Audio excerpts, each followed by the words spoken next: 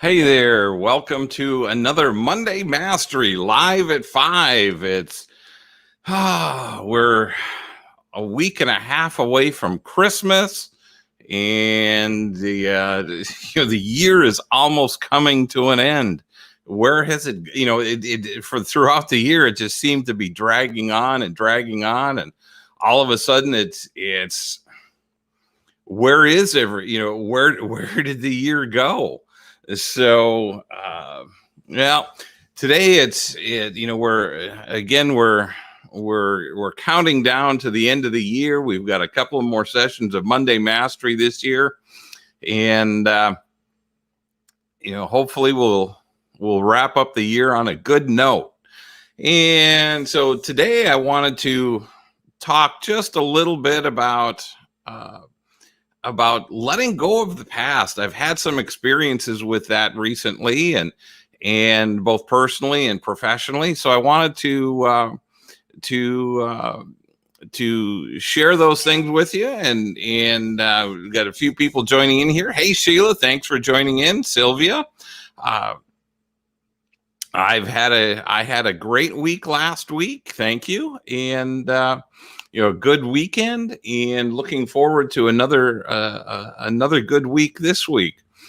So, for those of you, hey Shar, thanks for joining in. I was just going to say, for those of you that are still hidden in the background, say hello, and Shar is in Aiken, and please forgive me, Shar. You've told me so many times. Is that North Carolina or South Carolina? I think it's North Carolina, if I'm correct. Anyway, hope you all have had a great week and a great weekend. And hey, Jennifer, welcome. And Jennifer's right in almost in my neighborhood in Blue Springs, Missouri. So anyway, let's talk a little bit about letting go of the past, and hang on here. I need to shut my phone off, make sure that Siri doesn't. South Carolina. Okay, Shar, thank you. Make sure that my phone doesn't go off or Siri doesn't go off and interrupt this again. So one of the hardest things that I've found to do is letting go of the past. And for years and years, things just hung with me, whether it be the let me just adjust here. Whether it be, letting go of a past relationship, or letting go of somebody that's done me wrong, so to speak, or whether it be a business deal or personal issues. It can be so hard to walk away from those relationships or from that hurt. And the one thing that I found is as long as you hang on to that, as long as you keep harboring a grudge, or you feel hurt, or taken advantage of, or abused, or neglected, whatever the hurt is, it prevents you from moving forward. And especially from a dating perspective, it keeps you from dating or moving forward in a healthy way. And it actually prevents you from moving on to your next relationship. I can't tell you the number of people that I have talked to over the years that have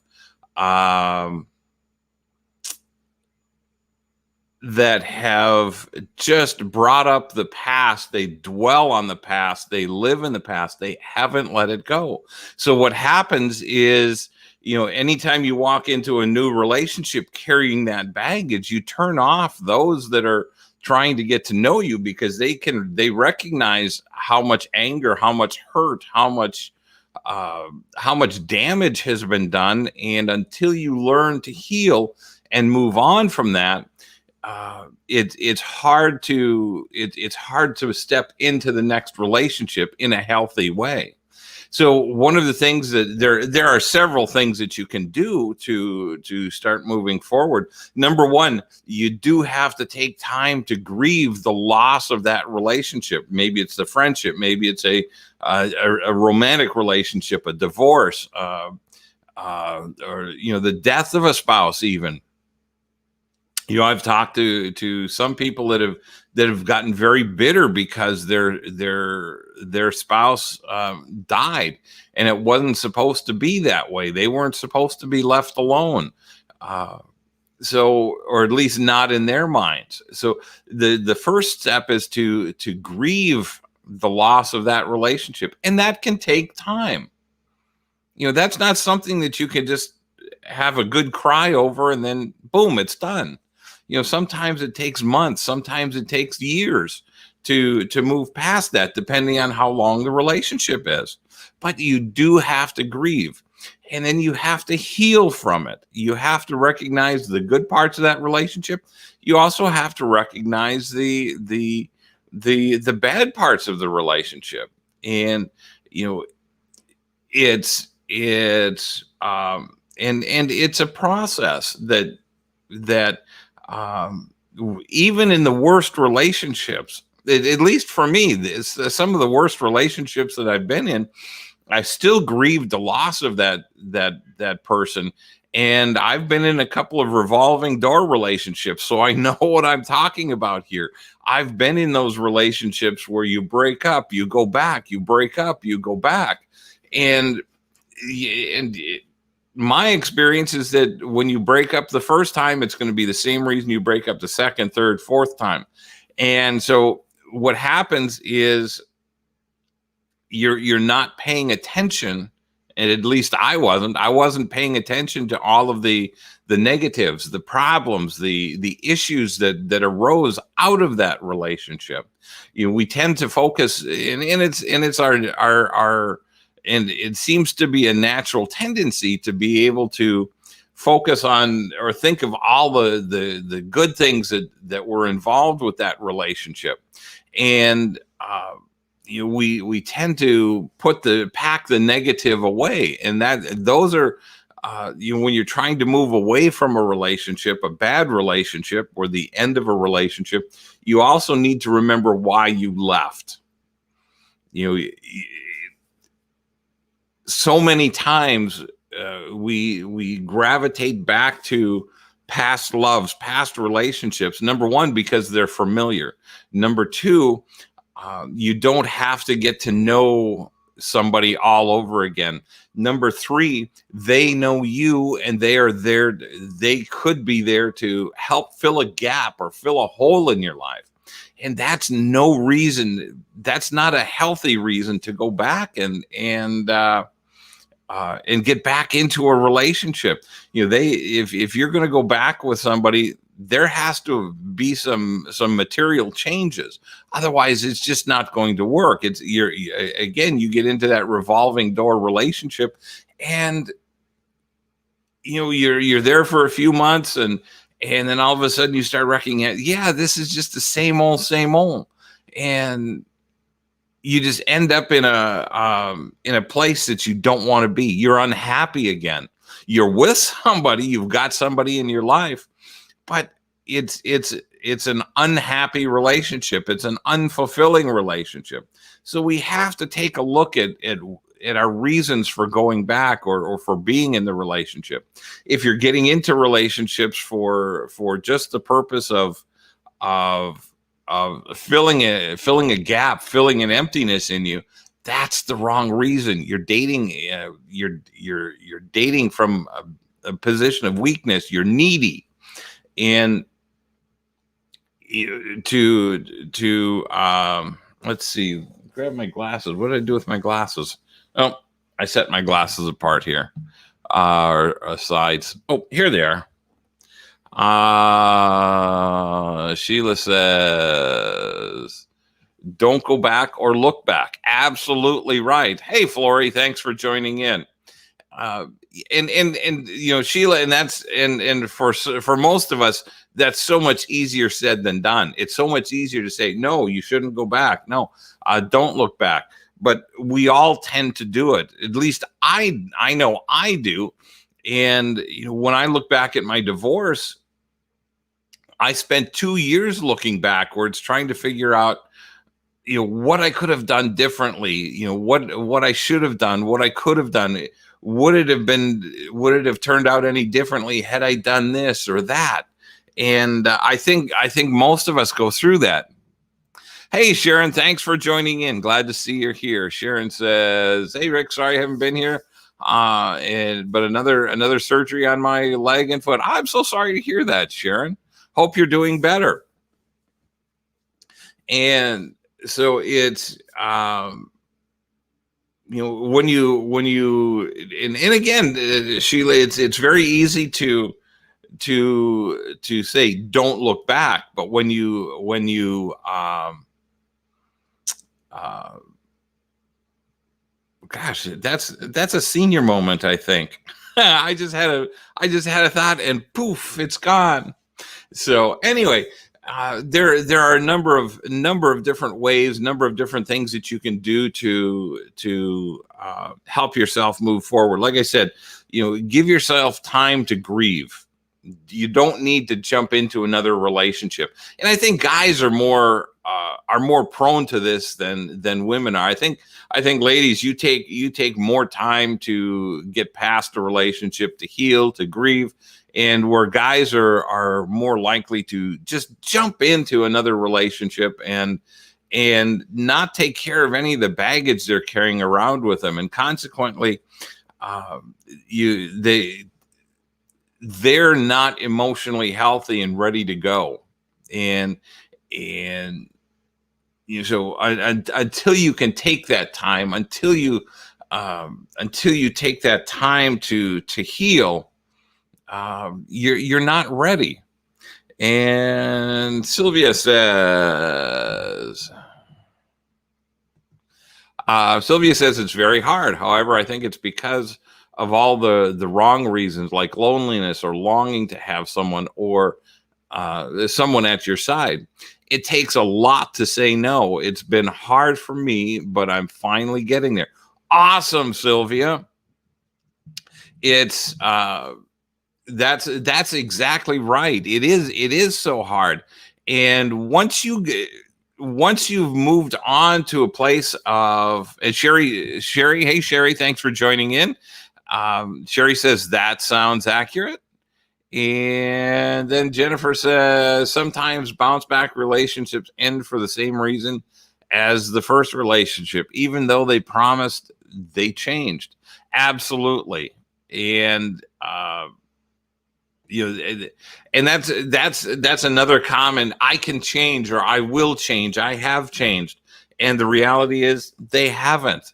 And in my belief and my experience is that once you break up with someone, that should be the end of it. If you go back, with very few exceptions, I think if you go back, you're going to go back and find the same problems over and over and over again.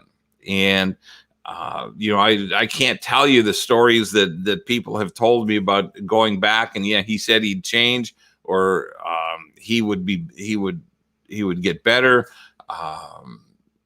It's not your role to help him change or to get him to change. It's your role to be a partner. It's your role to enhance his life or for him to enhance yours.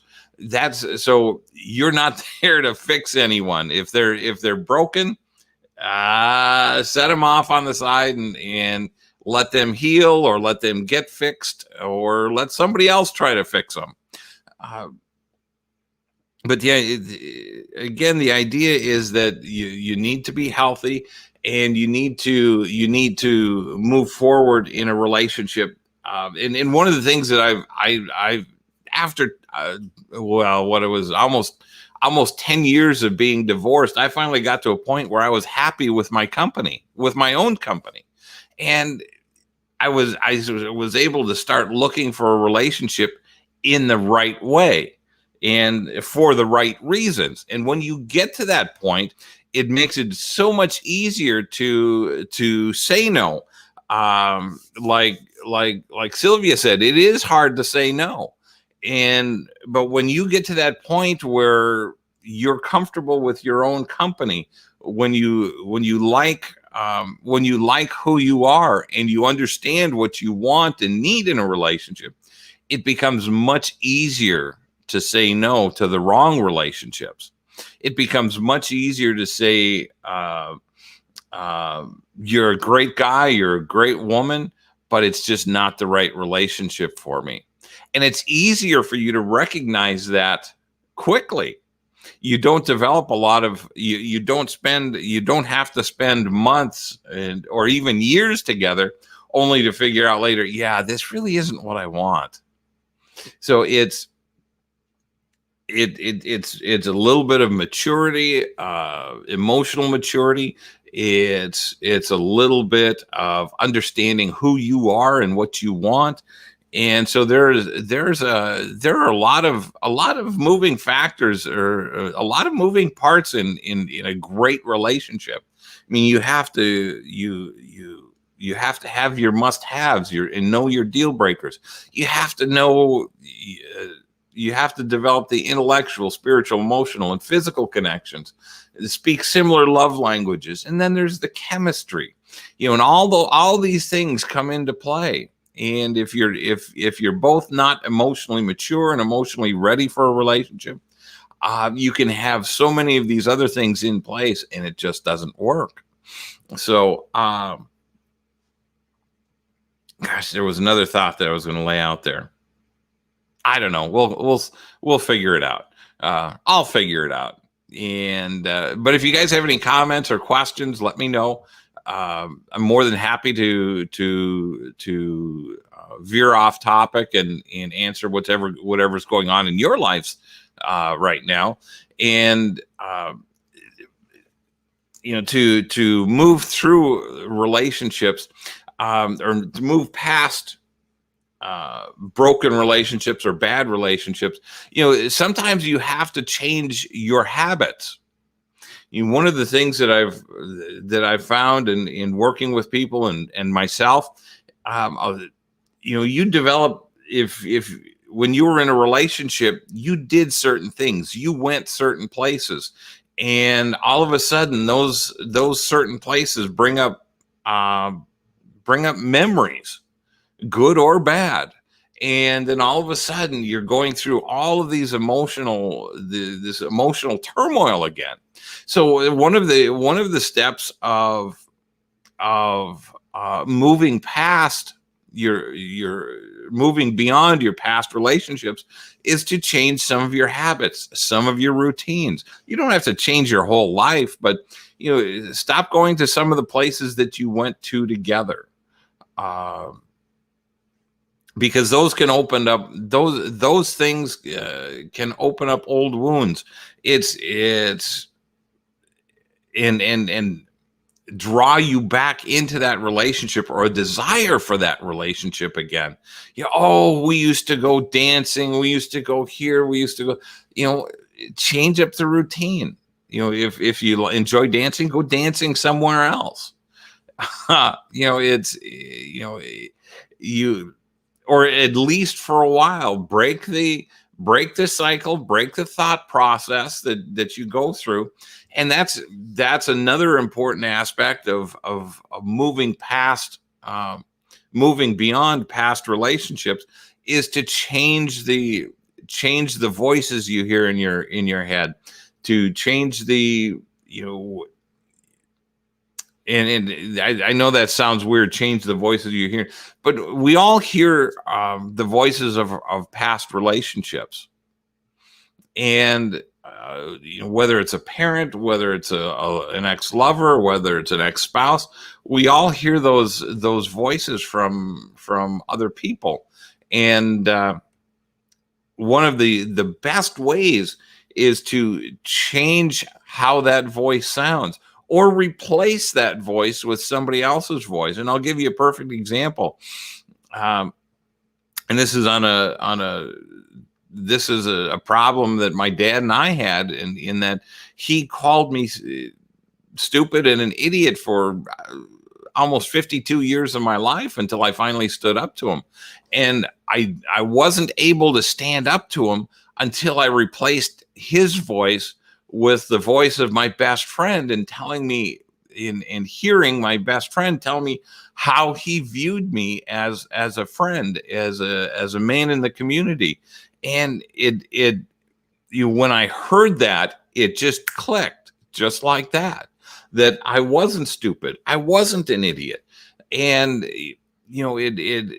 we can struggle through past relationships, especially with those toxic relationships, that are controlling or narcissistic, and we let those voices keep talking to us and telling us that we're not good enough, we're not strong enough, you can't survive without me. You'll never make it. Nobody would want you. I'm the only one here that wants you. When you hear that thought process, those are the things that should make you run. Hey, Barbara, thanks for joining in. Glad to see you. And Sheila says, listening to music helps block out past voices. There you go. And whatever tools you can use to block out some of those voices from your past, that's an awesome way.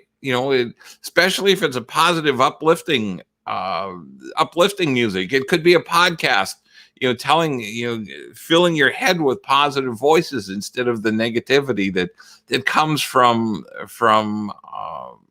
other people. And and another issue that I've found that a lot of people, they dwell on the past.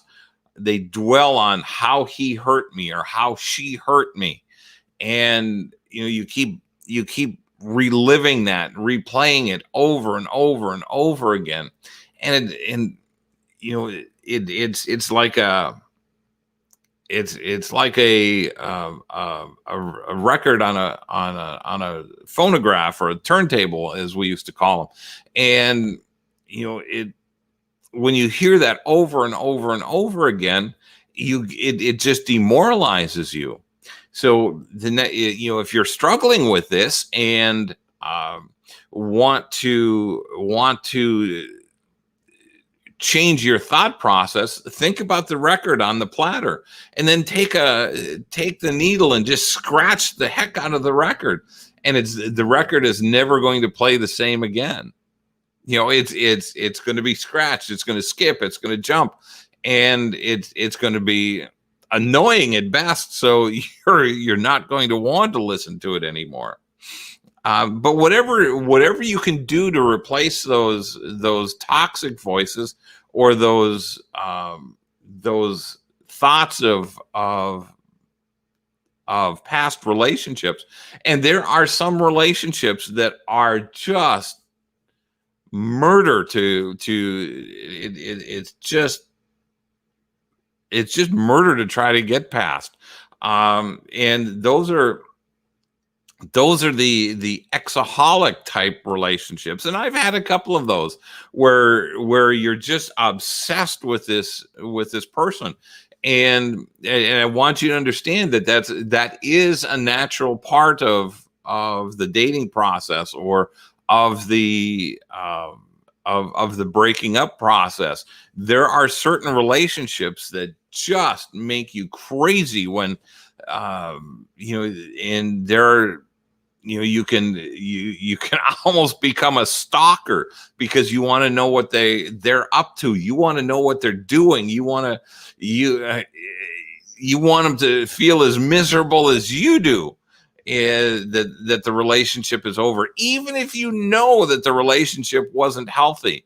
A lot of times we want to make sure that that the other person is as miserable as we are, and it's only to soothe our own feelings. And in reality, they're probably not giving it much thought. And when you start thinking those thoughts, you start coming to the reality that, yeah, it's time to let go. And Sharon says, I don't go out because of being made fun of. Sharon, is that because people in general make fun of you? I hope that's not what you're saying, but I'm assuming it's an ex that says that. And and my thought there is, what difference does it make? And it's easy for me to say, because we all internalize these things. But what difference does it make what anybody else thinks? And that's a huge lesson to learn, is to be able to take a look at what other, and there are some opinions that are valid and worthy, but if they're there to run you down, and they're not being supportive, then yeah, their opinion is not, should not be all that important to you. So don't, but again, I understand how easy it is to get drawn into a situation where you do listen to the opinions of others, and unless they're there to support you and be supportive, and they can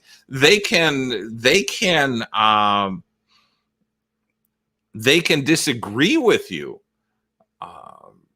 and be supportive. They can say, yeah, Sharon, you really need to step away from this relationship. It's not a healthy relationship for you. He's not good for you. Hey, Lindy, thanks for joining in today. Lindy says, at what point does a relationship become unhealthy? What are the warning signs? That's a great question. There's any number of things that can make a relationship unhealthy. There can be verbal and emotional abuse, and these are more extreme cases. But an unhealthy relationship can be as simple as not being a good fit. It can be. I'm just trying to think of a good example. I mean, you could have a lot of things in common, but you're finding that there are certain characteristics of the relationship you're having to adjust, who you are and what you believe, and giving up some of the things, or a lot of the things that you want to do to accommodate the relationship, to accommodate Lindy in your situation, to accommodate the guy. And there are guys out there, there are women out there too that do the same thing, that they're very demanding. They say, no, this is the way it's going to be. And because you find them attractive, because you find they have some great qualities, you'll end up sacrificing yourself emotionally to try to make this relationship work. And an unhealthy relationship is one that you do all of the giving. There's no reciprocal giving. They're not putting in a significant amount of effort into the relationship to make it work. You're the only one. And when you're the only one trying to make it work, the other person is the one that has all of the power in the relationship. They're the ones that as long as you're putting in all of the effort, they don't have to. When you find an extraordinary relationship or a soulmate relationship, it's going to be a natural give and take, and you're going to kind of be amazed at how easy this is. and amazed at how much they're willing to do for you without you even asking. And so I don't. Oh, Sherry's got let's get this in here. Sherry says, I can become unhealthy in the beginning or in the middle or towards the end. It depends on that person. If they got junk going on, they have Jack coming out. And unfortunately, a lot of times the Jang, I'm not sure, I've not heard that one before, is aimed at someone other than themselves because they must be miserable. If at any point what they're doing could get you in the harm's legally, whether okay, that explains it. Sherry just posted that she's driving, and I'm trying to. Apparently, it's talk to text legally, whether they're doing something that could cause a fight or cause you to be in the middle of a situation that could be unhealthy for you. It's time to run. And the gist there is that anytime that you're involved in a situation where they could be doing something illegal, like drugs or whatever other situations there are, if they're dragging you into those situations, illegal business deals or illicit business deals, they're dragging you into some place that you don't need to be. And anybody that's willing to do that, like Sherry says, you should turn and run. It's just time to walk away. So Lindy, I don't know if that, there's so many different things, there are so many different aspects. Sherry, easy for me to say. Sherry also says violent temper. No one is as good as they are. They have to be in control. Yeah, those are some great observations. Those are some great situations or some things to observe when they're that makes a relationship unhealthy. So there can be a long list of issues that make the relationship unhealthy, and sometimes they will rear their ugly head in the first few dates. For example, if you're out on a date, how do they treat other people? How do they talk to other people? Like if you're out at a restaurant, how are they talking to the staff? Are they treating the staff well? Do they talk to their kids? If you're in a relationship where they have kids, how do they treat their family or their children? If they're respectful and treat their family well, you can probably expect that to come your way also. If they're not respectful, then if they treat others poorly, you can expect that kind of treatment to come your way at some point. Because people will show you who they are. All you have to do is watch and listen. And Sheila says, I think an unhealthy relationship is when you're both unhappy. Well, and I agree with that to a great extent, Sheila. But an unhealthy relationship can be one person can be happy and the other be unhappy. Whenever and the person that's happy may be the person that's not putting any effort into it. Why, he or she can be happy that with the relationship as it is, because they're not having to do anything. You're jumping through hoops to make it work. So anyway, I hope, Lindy, that gave you some ideas on some things to look for that would make a relationship unhealthy for you. If you've got some specific signs that you think you're seeing or that you'd like that you like me to address, I'd be happy to do that too. Or you can shoot me a message afterwards, and if you want to keep it private, I can work with you that way too. But there's, it's there can be so many good aspects. They can wine and dine you, but if they're going to verbally berate you, or tell you things that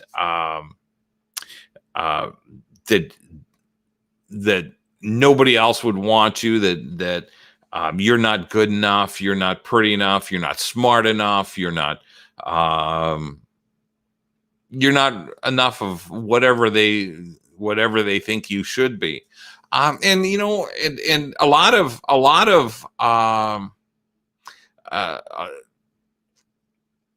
there are a lot of people out there that will do that to you. And a lot of that, my ex-father-in-law was very much that way. And he had to tear you down to make himself feel to feel better. Sue says, unhappy when he has an insatiable appetite for spending your money. Oh, that's a good one, Sue. I should have figured bankruptcy was a red flag. Absolutely. That's an awesome observation. A lot of times we just think about unhealthy relationships as being verbally or physically abusive. But when somebody walks in and tries to spend your money faster than you can make it, or then it's available, that's a toxic relationship. And Shar says, really, anything that makes you uncomfortable or unhappy is not healthy. That's exactly right. And that's what I was just trying to go for, Shar. That's a great observation.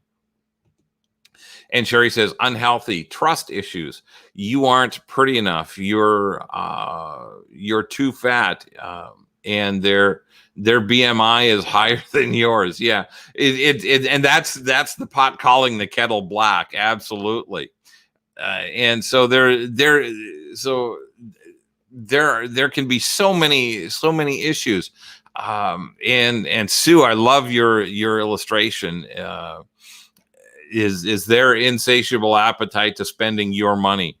And Sheila says, can you give us tips on how to see a man's love? Because they have different ways of showing it. Well, that's a great question. And I think we all have different ways of showing love. But I think when you're with your soulmate, Sheila, your love languages are going to be similar, and I think that's an important thing to recognize. And I'll just do a quick review of the love languages, and I highly recommend you read the book, The 5 Love Languages, for especially the book, the version for singles. Their physical touch, acts of service, quality time, words of affirmation, and gifts. And I firmly believe that when you find someone that speaks your similar love languages, it's so much easier to speak love to each other. If words of affirmation are your thing, and they should be his thing too. It means that you're going to say, I love you. I really appreciate what you've done for me. I used to tell my ex-wife that I really appreciated her doing the laundry for me, or doing my laundry. Or when she would come out and help me wash the cars. I found that to help speak volumes to me. Sheila, does that make sense? That would be my natural way of discovering or seeing what or being spoken to in love is through love languages. Barbara says, for me, it was someone with anger issues with life, and I kept making excuses for him to myself and others. That was enabling. He needed to own his behavior. That's absolutely right. And when you start making excuses for someone, well, that's just, and that's exactly right. I've had experience that with that myself. That and it's so easy to say, well, that's just the way he is. But that's not necessarily a healthy relationship. Jennifer says, "LOL, I had someone tell me that I was too old, and he selected me on Match." Well, Jennifer, then the first words out of your mouth should be next, and it's yeah, that one just dumbfounds me, because all your information is there, and if he's going to select you and then tell you you're too old, well, then it's his problem. And those are the types of things that you need to say, okay, whatever. And again, it's a next should be the first words out of your mouth. Sherry says, or they want your things and aren't willing to share their items. And I agree with money issues. Yeah, that's another good one. They want to take advantage of your stuff, but you can't. They're not willing to share their stuff with you or what they like to do. Shar says, I did the same thing for the same reasons. Okay, Sheila says, yes, thank you. Okay. Well, and Jennifer, yeah, you're probably right. People can come up with a variety of excuses, and sadly, when people end relationships, they don't necessarily tell you the truth. And Sherry says, Jennifer, you must have been more mature. And I'm guessing that's a fair statement. So Jennifer, you can't always count on somebody to share what's truly in their heart, and saying, no, there's just not an attraction. And I find this so amazing that it's probably more so with guys than with women. But and Lanny, if you're on tonight, or Lindsay, if either of you two guys are on, you can jump in here too, and share your experiences. But I think guys are a little less straightforward when it comes to at least my experience with a little less straightforward than women are when it comes to ending a relationship.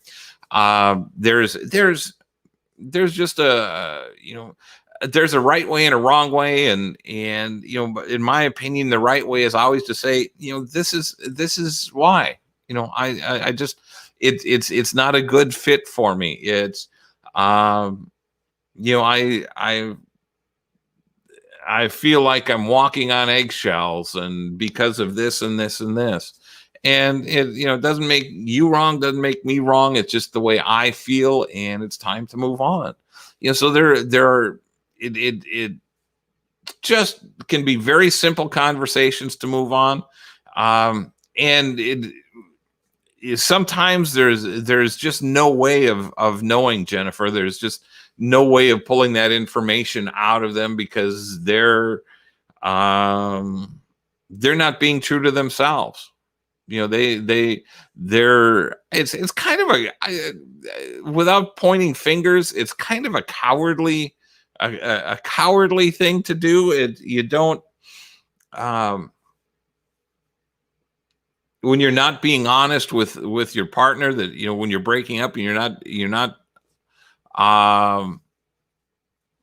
you're not sharing what's really in your heart and what's on your mind.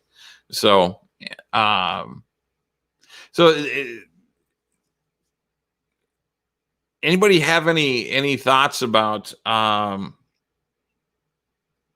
or any tips they want to share of how they've moved past relationships or um bad situations and got themselves going back on the right track. And it does take time. It's not something that none of this happens overnight. I it took me 8.5, 9 years to get myself on track, at least to a point where I thought, you know, I'm happy with my company. I'm in a position now that I can have a relationship in my life or not. And then when you get yourself to that position, you're in the driver's seat, so to speak. You find somebody else in that same position, and it becomes, oh, this is pretty cool. Neither of us is needy. Neither of us is dependent on the other for anything. And what you'll find is you end up giving to that relationship more than you ever imagined, and it feels kind of good. So anyway, let's see. Sue says, I just consider it all a learning experience and let it go at that. Well, that's a great way of looking at it, Sue. And that's the way every relationship should be. Learn from it, and how can you grow from it? And even if it's a bad experience, what can you learn from it? Those and actually some of the bad experiences are the ones that teach us the most. Sheila says, tips from me are a lot of crying, talking with friends, family, dating friends, having fun, exercise, dancing, be patient and caring with yourself. Absolutely. And that's you brought up one that is really good, and exercise, getting out and walking, getting out and or getting into the gym. These are all great ways of helping you change your mental state of mind. You get endorphins flowing, and it does a whole lot of stuff physiologically. Even just sitting around, sitting at home, sitting at the office, sitting up straight, breathing deep, and it will change your physiology. And when you change your physiology, you change your attitude and you change your mood. And a lot of times these simple steps can help you move much farther past a bad relationship or the past relationship, than because it gets you to think of other things. And Sylvia says, I think the biggest thing for me was to see him do the same thing I left him for after he had said he'd changed. It reaffirmed to me that I'd done the right thing. That's awesome. That's, and sometimes that's, you need to see those things that in essence they haven't changed. They're doing the same things, and it's you that's grown, and you that has made all the right decisions. Jennifer says exercise is good, and meditation. There's another one. When you get into true meditation, it's about clearing your mind. And please understand, I'm not a specialist in meditation by any stretch of the imagination. When I sit and try to meditate, my brain is going 100 miles an hour. It's like the hamster in the hamster wheel. It's like,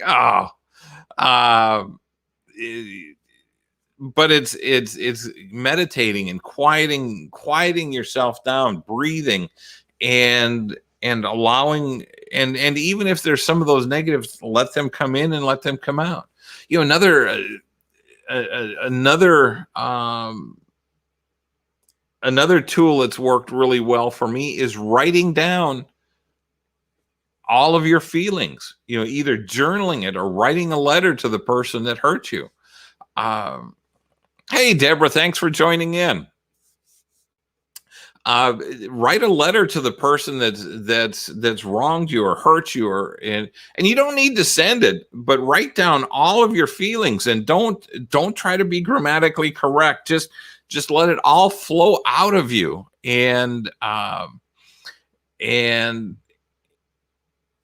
you can either choose to send it, you can sit on it for a couple of weeks, go back and read it, modify it, and then burn it. Give it to God. Give it to the universe, and uh, and that just and just the process of getting those words out of your head, those thoughts and feelings out of your head, make a huge difference, and it will relieve a burden.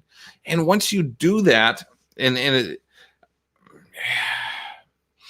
once you give it to the universe or give it to God to take from you, don't go and ask back, or don't bring it back to you.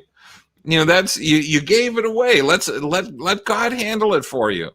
And Sue says, I read and study Proverbs 31 and see how I might improve myself. Absolutely. And that's, you know, I was just reading. I'm reading. I'm always got a book going, but I was reading that very thing today. Is that, you know, it's and women are better at it than men, about constantly improving and becoming a better person, and that's something we all should do. That we all should be working at being a better person, and learning from our experiences, learning from our mistakes, learning from the things, and learning from our mistakes is really where we learn, and as opposed to learning from our successes. Uh, let's see. Sheila said, I also donated all the clothes my ex gave me. Oh, that was there you go. And that's an, you know, now that you bring that up, that's another. Gosh, look at these glasses. It's just sitting on my head crooked. My ears are crooked. That's an awesome thing to do, is to get rid of the reminders, that the telltales of that relationship. And when you don't have those reminders, you know, the photos, you know, delete the photos from your phone, and from around the house. Now, if we're talking about a spouse that's passed away, you may not want to do that, depending on how good the relationship was. If it was a great relationship, well, you don't want to get rid of the memories that you've created over the years. And anybody that comes into your life should understand that you had a life before them, and recognizing that yeah, you're going to have some memories. Now, do you have to have oh, what do they call it? A memorial set up to a late spouse? No. Have a couple of nice pictures, and there's a process for that too. It all happens in due time. It doesn't all happen overnight. You know, it's just, you know, you get to a point where you're ready to take off your wedding ring. You get to a point where you're ready to clean out your late spouse's clothes out of the closet, to get rid of the tools or things, her things out of the vanity, and, you know, just whatever you have to do. And here's another one. Deborah says, I sold my wedding ring back to the jeweler. That single act, that gave me an incredible feeling of peace. Awesome.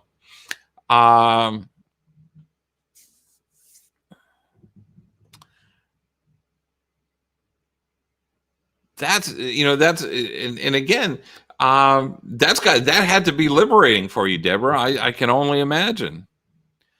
And Sandy Archer says Jason Mayer. I'm not sure what that means, but there you go. So anyway, any other comments or anything else that you guys have done? You guys have brought up some really great points. Selling stuff, getting rid of stuff, donating stuff, cleaning out the house. Those are all awesome. Exercise. Those are all great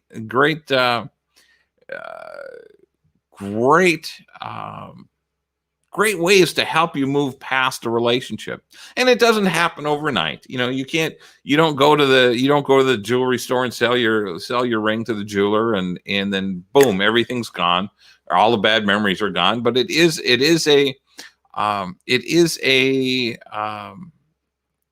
therapeutic. It relieves some of the stress and some of the unhappiness from you. So anyway, we're at about an hour, just short of an hour, and we'll wrap it up here today. I want to thank you all for joining in and hanging out with me for an hour and talking about moving past old relationships. You guys, I love your comments. You've contributed more than I have, I think, and I hope you have a great week. I hope you all are getting ready for Christmas and are looking forward to a wonderful Christmas and hopefully a happy New Year, because that's just right around the corner. So I will see you guys next Monday for another Monday Mastery live at 5, the Monday before Christmas. And have a great and blessed week. Sue, you're very welcome. It was a pleasure being here with you. Glad you guys were here. And Shar, thank you. Thank you guys. I really appreciate it. You're making my night. So anyway, have a great and blessed week, everyone. I love you guys, and we'll see you next week for Monday Mastery live at 5.